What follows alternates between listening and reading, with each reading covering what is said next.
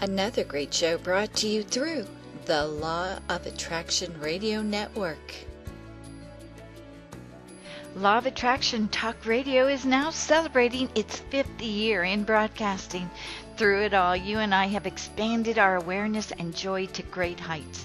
Join us for another 5 years of empowering our lives through the understanding of the universal law of attraction. Let our happiness and well-being continue to ripple out to the rest of the world.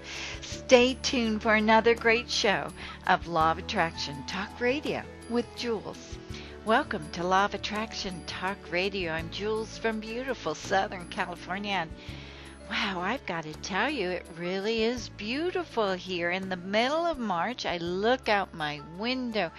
I'm seeing palm trees sway in the wind, and I'm seeing sunshine, and I'm seeing clear blue skies. And wow, I really have created paradise, haven't I? I love it. Tonight we have a really, really incredible show, and so I'm so glad that you could tune in because it's so much insight. We have Anita Moorjani with us tonight. She wrote the book Dying to Be Me, and she's so fantastic. The way this book is put together makes you fully understand everything and the reason why life works as it works. She had incredible upbringing in Hong Kong, and she was Indian, Hindu. Her life experiences were such that you can understand where she built up the stress in her life. In 2002, she was diagnosed with cancer. In 2004, she had a near-death experience. And then she had a spontaneous remission. The things that she learned is incredible and something that we all need to take note of. Truly, her experience is our blessing because from her we can really understand the purpose of living. Now, not only am I very impressed with Anita, but so is Dr. Wayne Dyer, for he wrote this incredible foreword for her book. And he's so impressed with her and the story that she tells that he is actually touring with her throughout the United States right now. And so we're very fortunate to have Anita with us today. It's really, I just couldn't be any happier. So I want you to sit back, relax, just get comfortable, because in a few minutes you're going to gain some great insight that's literally going to impact your life forever. We'll be right back after these words.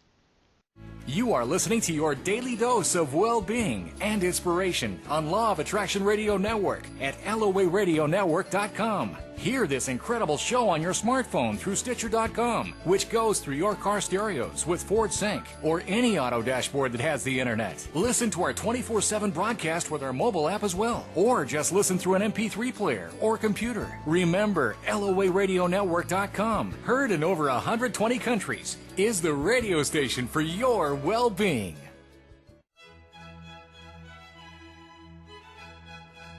Have you been receiving your free issue of Alms Times magazine in your email box? Every 2 weeks you'll receive this top quality magazine that has spiritual, metaphysical, and scientific information that will rock your world. Go to almstimes.com, OMTIMES.com to sign up for your free subscription today. Okay, we are back. Truly I want to thank you for taking the time and for joining me, for sharing your energy with me. I just can't thank you enough, and how grateful I am that together we are shifting the consciousness of the entire planet. So I know that I could tell you that I love you, but I really need you to feel it, because truly the only reason I am sitting here behind this camera is because of the love I feel for you. And I honestly want you to understand how magnificent you are. What a blessing to this world you are. Everything about you has led you to this point, to where you are today, and you have touched so many people's lives. I also want to let you know that even though you feel maybe less confident in your abilities or the impact that you've made to other people, no, I want to make sure you understand you have touched the lives of many.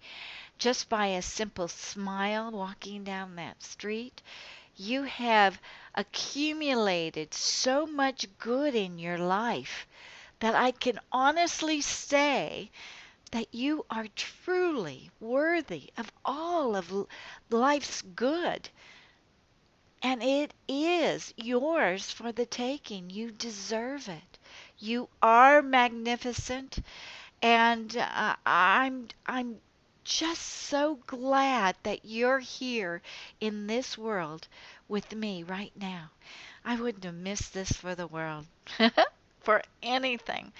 And I am especially excited about tonight's show.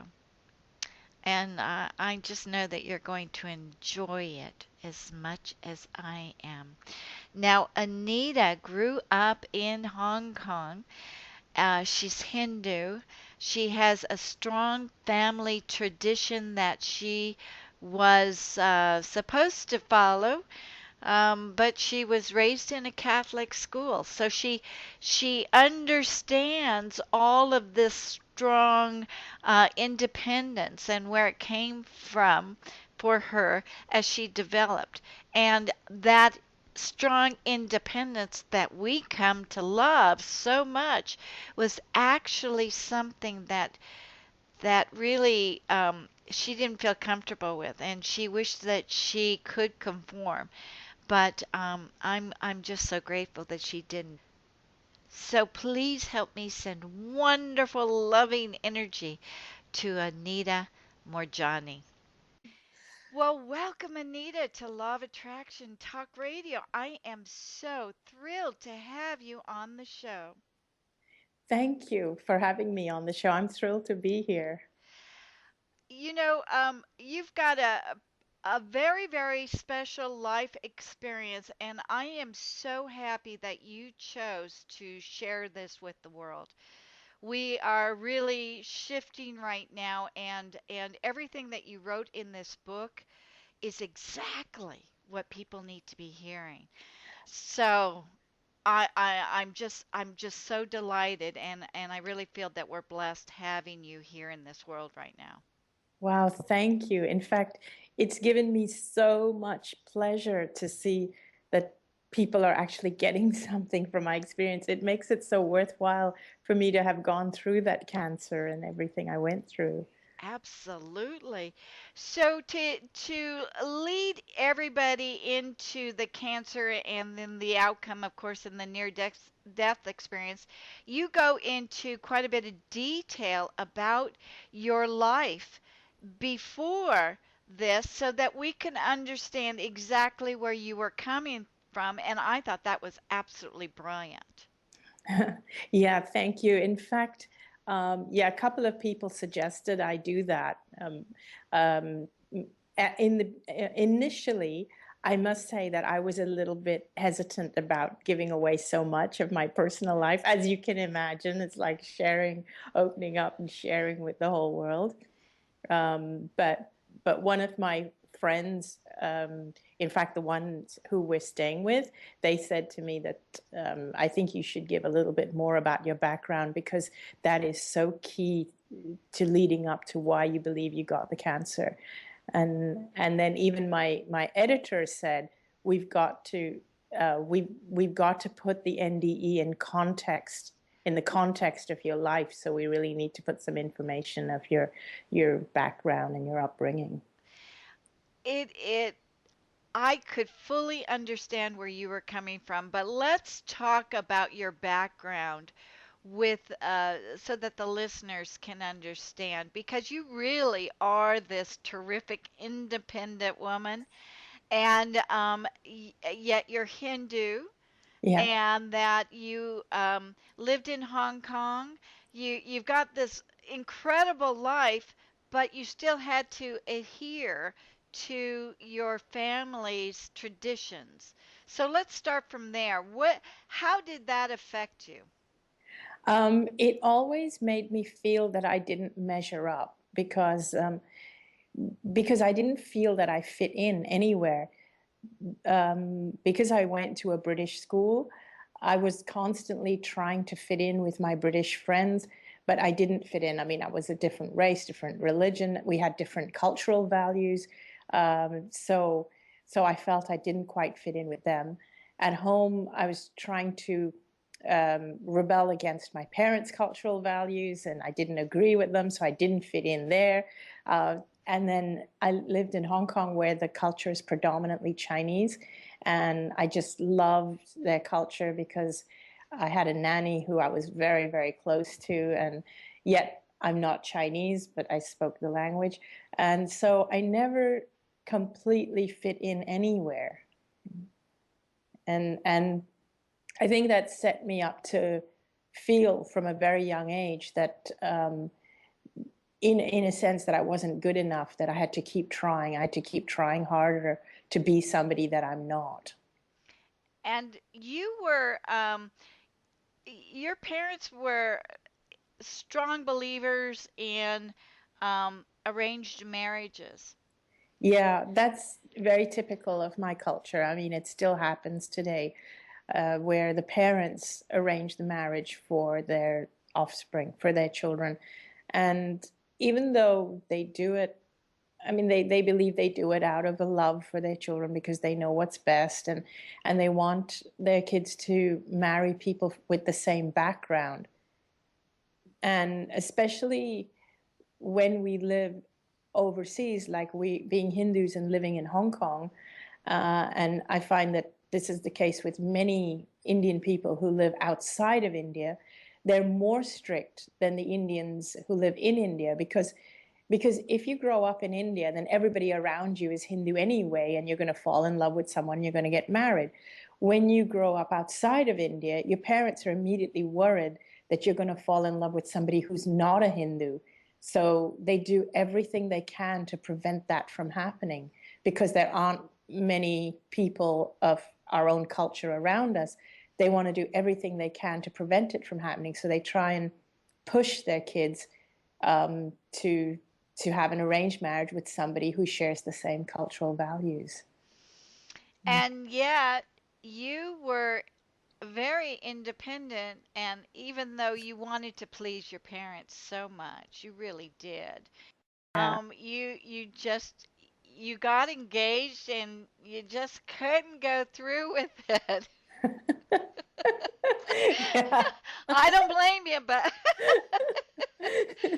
and that's your independent and I think you're really I mean that independence really builds your character right there. That is magnificent.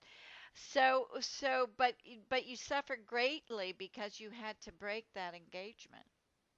Yeah, I was ostracized from the community, and then I was made to feel that nobody else would be willing to marry me, at least not within our culture. And what I'd done was, yeah, it was considered quite huge at that time. So you being very independent, but at the same time you felt this tremendous burden of what you did that you you just were not necessarily to be respected. You didn't understand yourself. Yeah, I think what I felt was that I felt, I guess, being independent is who I truly was. I mean, I was not the type of person who would naturally have been obedient and gone for an arranged marriage. But yet I felt that to be that way was wrong. I felt I was flawed because of who I am. I felt that I'm not supposed to be this way. Why am I this way? I'm not supposed to, because it's not acceptable in my community.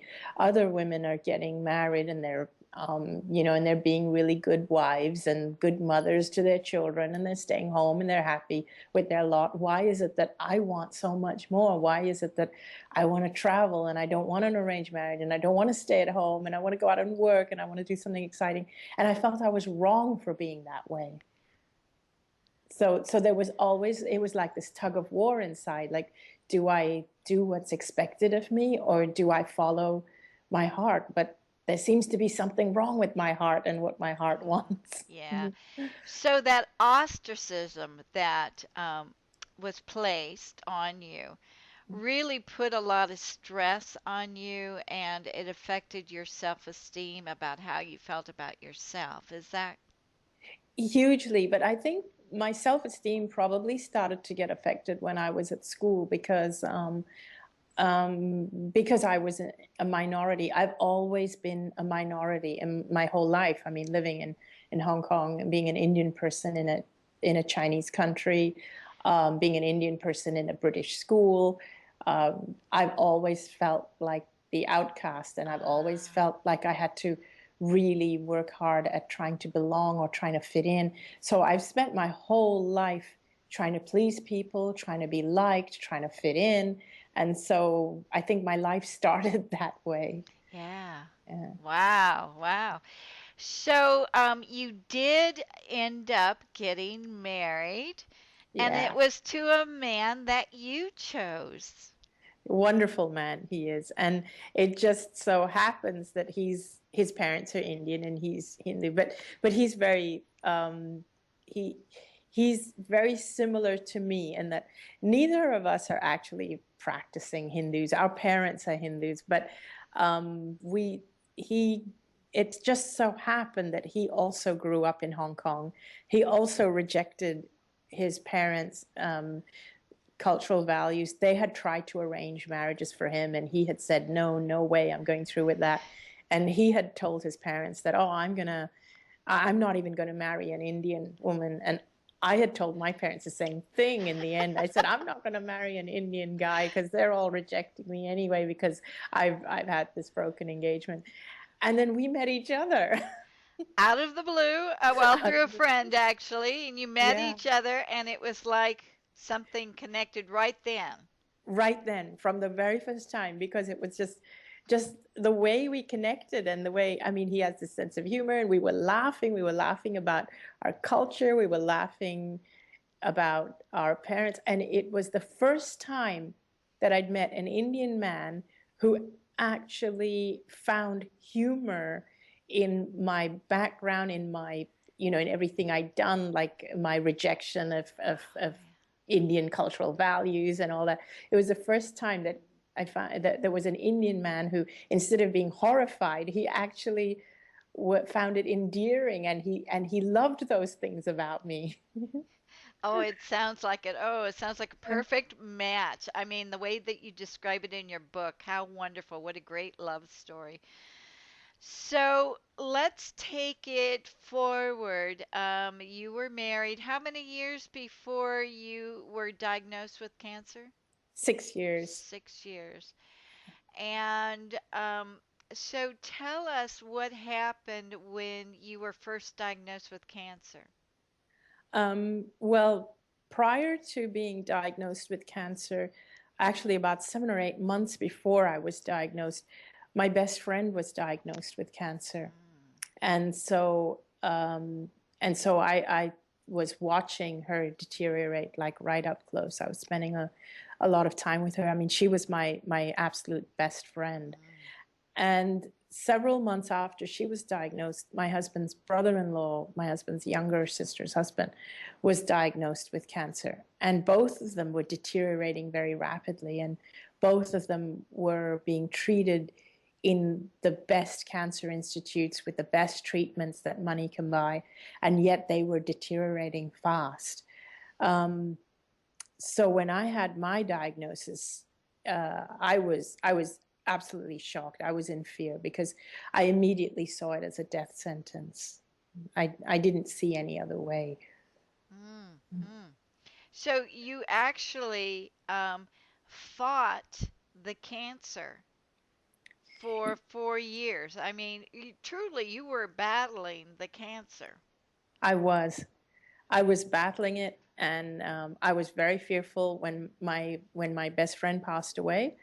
The fear of my own cancer just magnified. Absolutely, I just felt that's going to be my fate as well.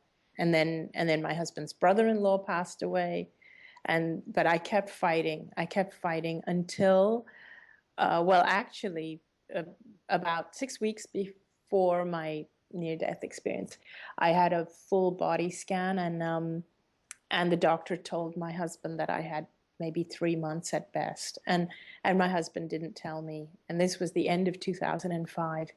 By this point, the cancer had spread throughout my entire lymphatic system.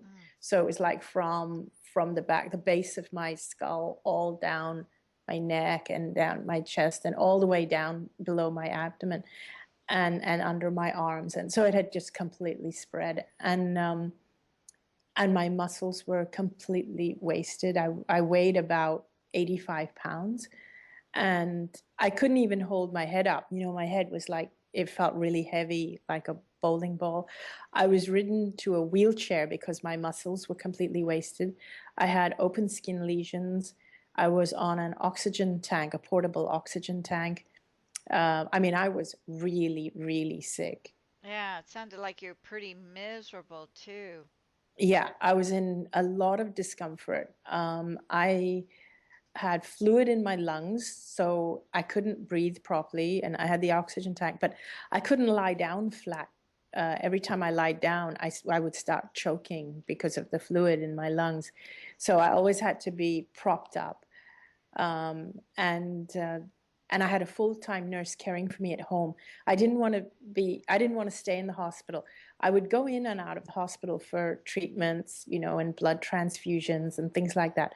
But I never really wanted to stay there for more than one night. So I was staying at home most of the time, and I had a full-time nurse caring for me. And then one day on like February the 1st, it was February the 1st, 2006. And I kind of just felt it was just too difficult to go on. And I was so tired. I was worn out. I was tired. I was in a lot of discomfort and pain. And I told the nurse before she went off duty in the evening, I said, could I have an extra dose of morphine? Because I just want to sleep. I really want to sleep. I am so tired. I was miserable. And so she gave me a dose of morphine, and then she went off for the night. And then the next morning, I didn't wake up. I was in bed, and I didn't wake up. And apparently, my body had swollen. My whole face was swollen, and my arms and my legs. And, I was like completely like grossly swollen. And so my husband got a real shock when he woke up and he saw me, and then he tried to wake me up, and I wouldn't open my eyes. And then he called the doctor right away, and I was still alive. My heart was beating, and I was still connected to the oxygen tank, so I was still alive, but I wouldn't open my eyes. So he called the doctor, and the doctor told him to rush me to the hospital right away. And this is a different hospital from the one I had previously been visiting. He told my husband to rush me to. It was like one of the biggest cancer hospitals in Hong Kong, the most advanced one with the teams of specialists and everything. So my husband rushed me there. And, and when we entered there, Uh, my doctor was there, and then there was a team of specialists there who were expecting me. And the first thing the oncologist said when she saw me was that it's too late. You know, she saw me and she had this, apparently she looked horrified, and she said, why have you brought her to us so late? It's too late. She can't be saved. She probably only has a few hours. She's all bloated. It means that her organs have already shut down. Her organs have stopped functioning. And the interesting thing was, I didn't even realize I was in a coma because I was aware of all of this. You could hear them talk about you. Yeah, I could hear, Wow. see, feel everything that was going on around me. Where were you? Were you up here looking down? You know, it's interesting. For me, it didn't feel as though I was focusing from one point. It sort of felt as if I just started to expand and like take over the whole space, like spilling out, just spilling out until I just encompassed. So it was like I had 360-degree peripheral awareness. I was aware of everything that was going on all around at the same time. Wow. And it's quite difficult to express it in a sequential way because everything seemed to be happening at the same time. And it was like time and space didn't matter. Time and space doesn't mean anything in that realm. But when I have to express it here in the physical, it's quite difficult because I have to put it into some kind of sequence. But in that realm, it was actually not confusing. It felt, in fact, like I had this level of clarity that I've never experienced before. And so I was just aware of everything from what the doctors were saying to my husband, what everybody was doing, what the procedures, what they were poking and prodding with their needles and the tubes, and they were taking fluid out of my lungs, and they put me through one of those they scanned my body to be able to see where the tumors were and everything. So they were doing all these things, and I was aware of every single thing. And even the conversations they were having outside the room and down the corridor, I was aware of everything. Wow. So how did it make you feel when they said that it's too late? It didn't even, Phase see, you? it didn't phase me because I was feeling amazing. I was feeling ecstatic, like I was light and free. And it was nothing like I had ever experienced before. I felt as though for the first time that my struggle was over and I'd finally come home, that I was somewhere where I belonged. Wow. Yeah, and I felt like I was encompassed by what I can only describe as unconditional love. But even the word love is just not strong enough because it was a feeling that I never experienced in this life ever before. So it was really, it was really unconditional in that I knew it was mine no matter what I had ever done. This love was mine. It was even anything that I could have perceived to have done wrong.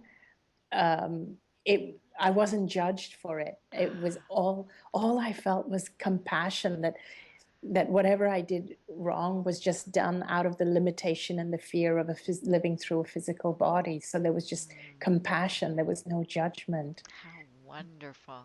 Gosh. Yeah. So what happened then? What happened after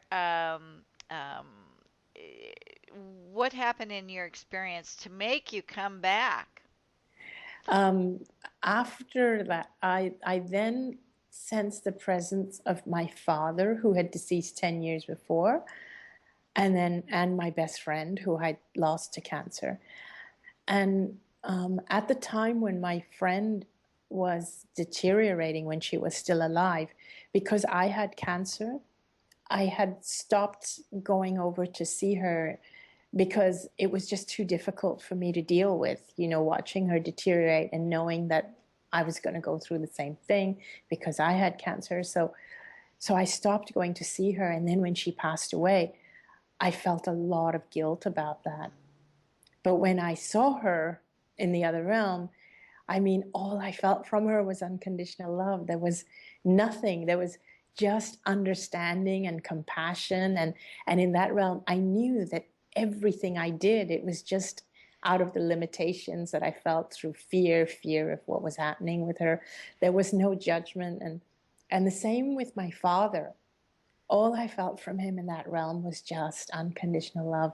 There was no more of the feelings of the cultural oppression of disagreeing with him and defying him when he wanted me to have an arranged marriage, and all that was gone. It's just, it doesn't exist in the other realm. And I understood that our cultures and all the cultural conditioning and everything like guilt and all these things are part of our conditioning here. We don't carry it with us over there. Thank goodness. Yeah. Thank goodness. So what was the next step after that? Then I actually started to understand things like why I got the cancer, and I started to understand, I could see my life as a tapestry, and I could see how I got to where I was right now, and I could see how we were all interconnected. It was like I just understood the reasons why I was where I was right at that moment in time. And then I also felt a level of connection with everybody, like everybody in the physical that was treating me, but also with my father and my best friend. And I just felt that it was like we were all one. It was like I became them. And even the people who were treating me, the doctors, the nurses, I felt that I just understood everything they were feeling. I could feel their sense of hopelessness. I could feel my husband's anguish at the thought of losing me, my mother, who was right there, my brother, who was on a plane coming to see me. I could just feel exactly what they were feeling, as though my consciousness merged with theirs. And it's as though we're all connected. And then I also started to understand that we are magnificent and amazing beings. And I realized that I had never known this when I was in my physical body, that what a magnificent and an amazing being that I was, that had come to express myself in physical life. And I had never known this. I'd always forsaken myself and been smaller than who I was meant to be.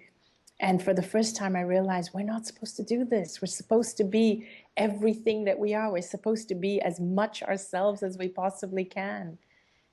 And then I reached a point where I felt that this was as far as I could go. And I couldn't go any further. And if I went further, I couldn't turn back. And my father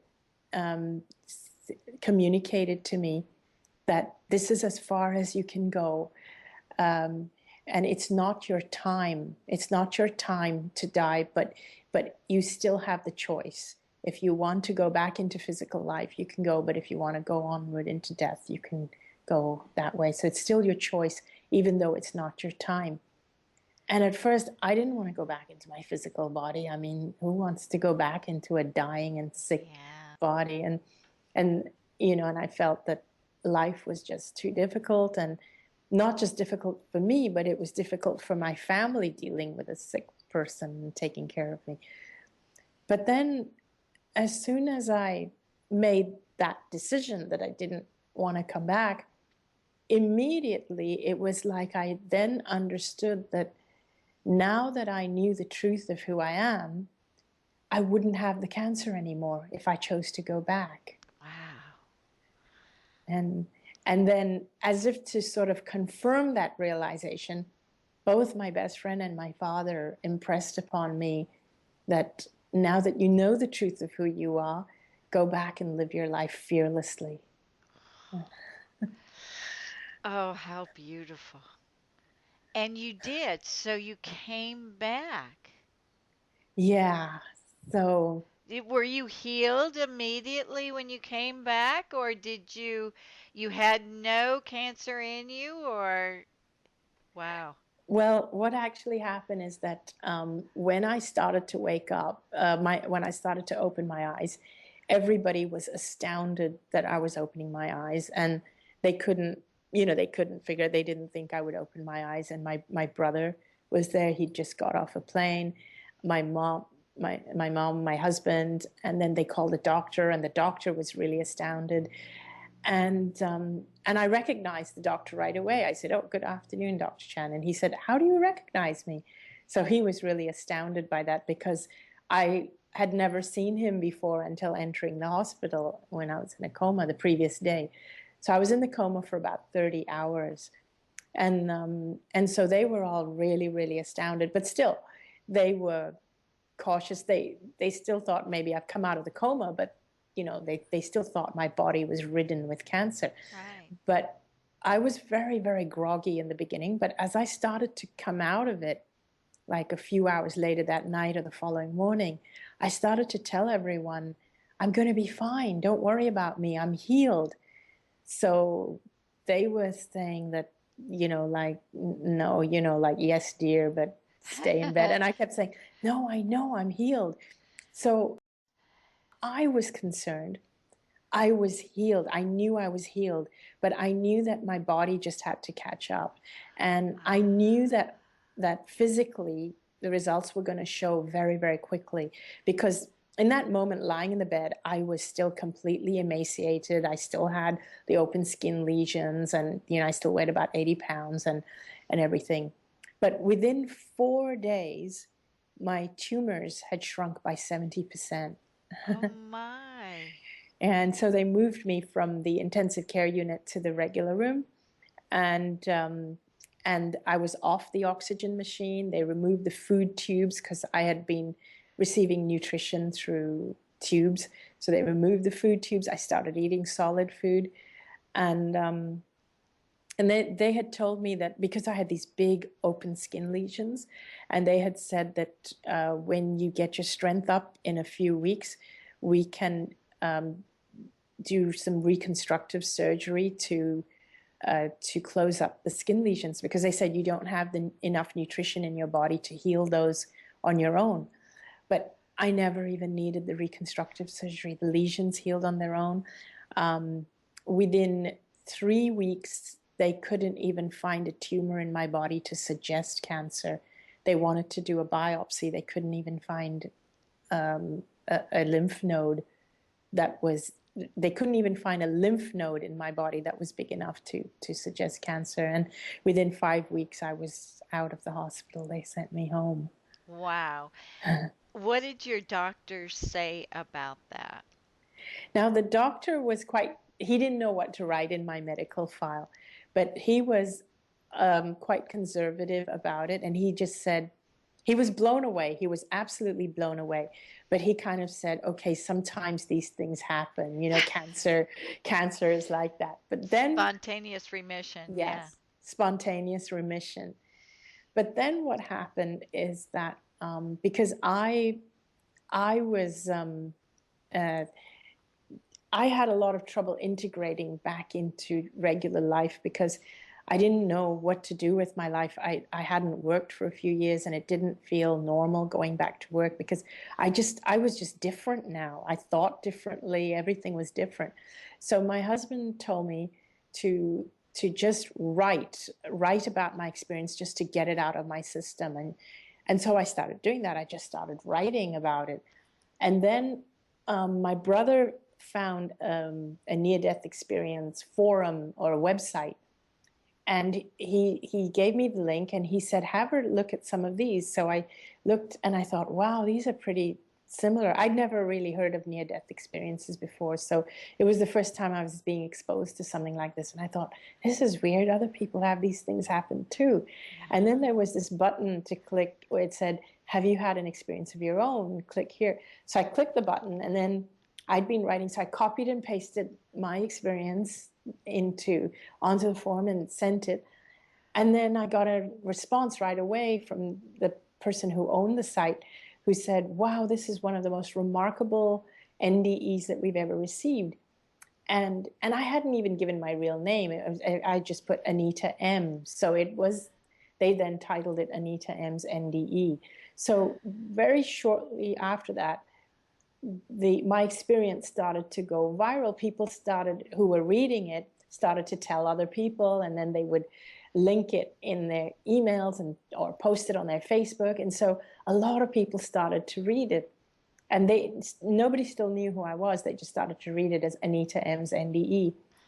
And an oncologist based here in the US, somebody gave him the link. In fact, 2 different people gave him the link to my story. And so because he got it twice, he then decided to read it. And so he was really blown away by the story. But he's an oncologist. He's a skeptic. So he didn't believe it at first.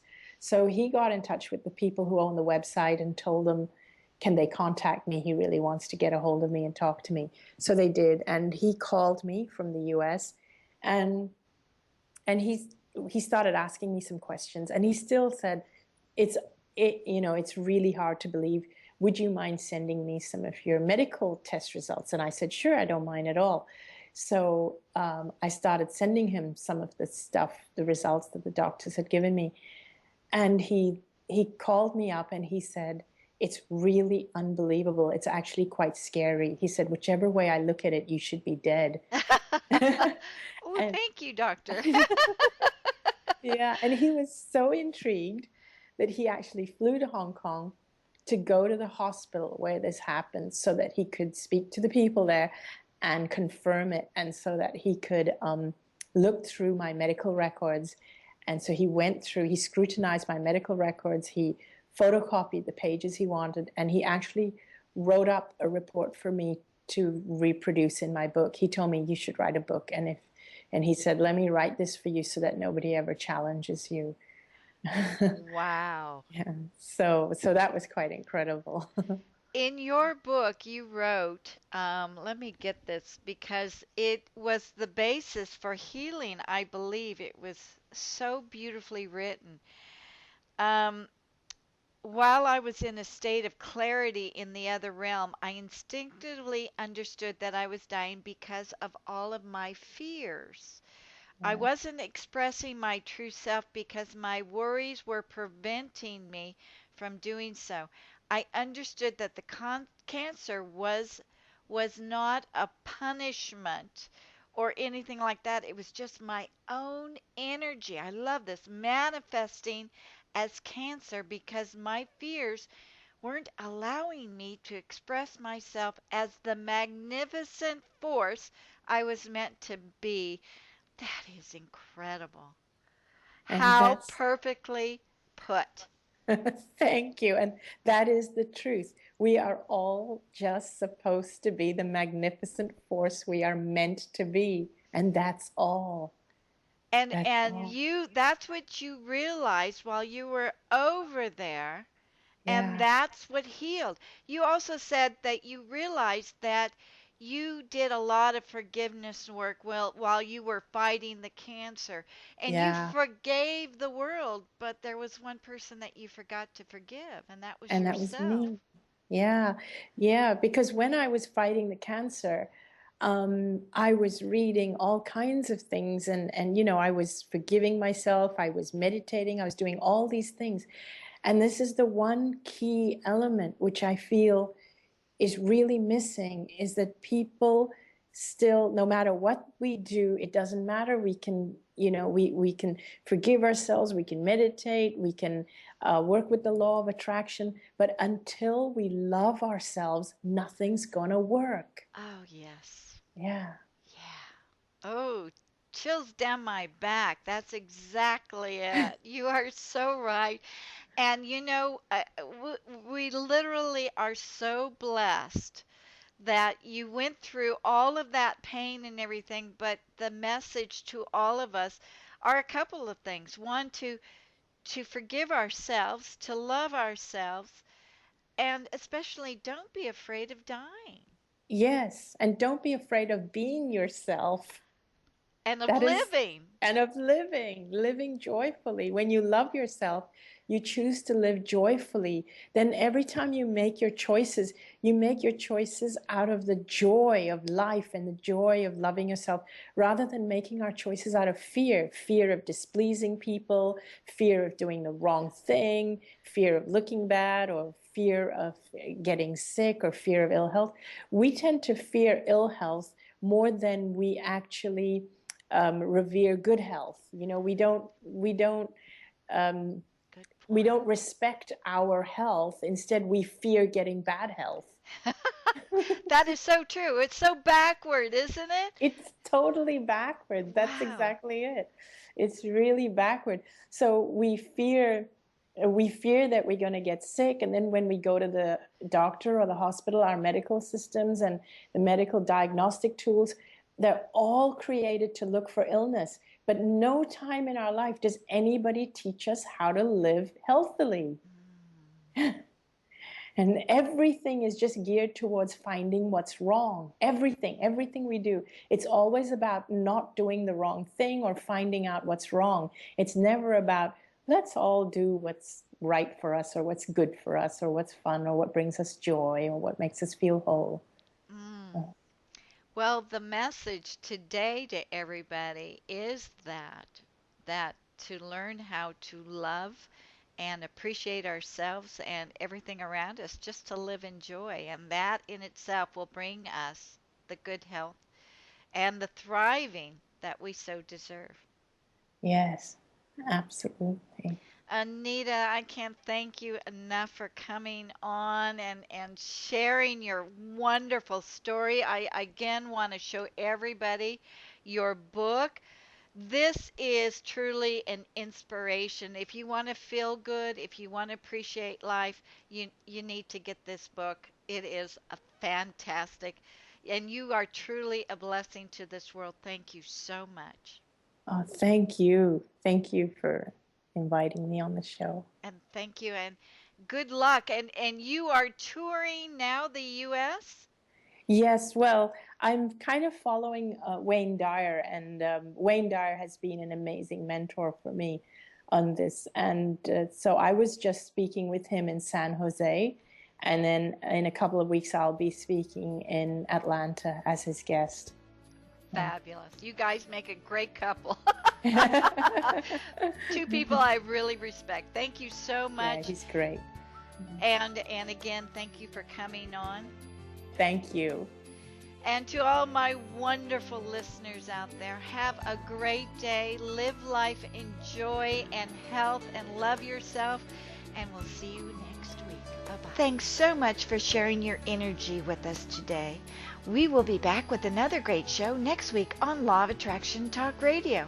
If you would like to see a video of this broadcast, go to loaradionetwork.com/jules.html or send an email to jules@loaradionetwork.com.